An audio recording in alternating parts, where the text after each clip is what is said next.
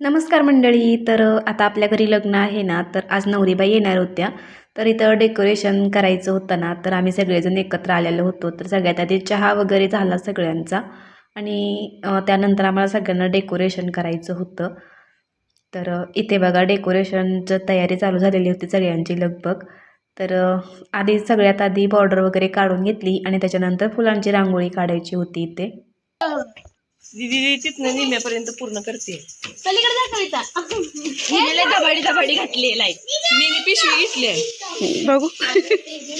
तर इथे ना हसत खेळत सगळ्यांचं ना डेकोरेशन करायचं चाललेलं होतं आणि खरंच खूप छान वाटत होतं ना, सगळेजण असे एकत्र येऊन असं डेकोरेशन वगैरे करत होतं ना. आज घर सजवताना खूप छान वाटत होतं, सगळ्यांमध्येच उत्साह होता ना आणि खूप जणांना नवरीला बघण्यासाठी पण खूप उत्सुक होते लोक. आणि इथे बघा सगळ्यांची तयारी चालूच होती आणि मध्ये मध्ये थोडंसं मजाक मस्ती पण चालूच होती आमची. डेकोरेशन चालू आहे. आता काही सेकंदात आमच्या वहिनींची एंट्री होणार आहे.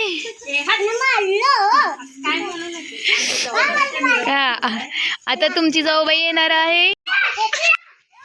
आणि इथे बघा या माझ्या आजी सासू आहेत ना, तर इथे व्हिडिओ बनवायला चालू आहे म्हणून त्यांचा बघा किती उत्साह. म्हणजे त्यांना व्हिडिओ बनवायला आणि फोटोज वगैरे काढायला ना खूप जास्त आवडतं. तर असं कुणीतरी उत्साह दाखवला ना, तर व्हिडिओ काढायला अजूनच छान वाटतं ना. इकडे डेकोरेशन चाललं होतं आणि मुलांचं पण मध्येच धावपळ चालूच होती. तर फायनल डेकोरेशन हे असं झालेलं होतं.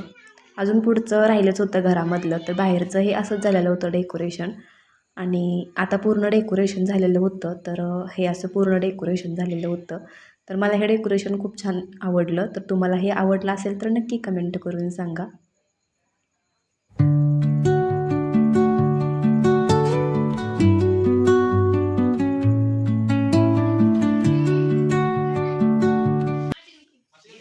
तर इथे बघा नवरीची एंट्री झालेली होती, त्यांची गाडी आलेली होती ना, तर सगळे इथं तयारीसाठी म्हणजे स्वागतासाठी आलेले होते.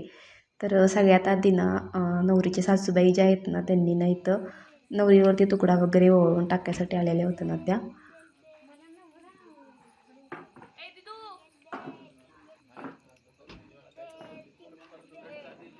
तर इथं तुकडा वगैरे टाकून झाला आणि त्यानंतर मग नवरीची आता एंट्री होणार होती.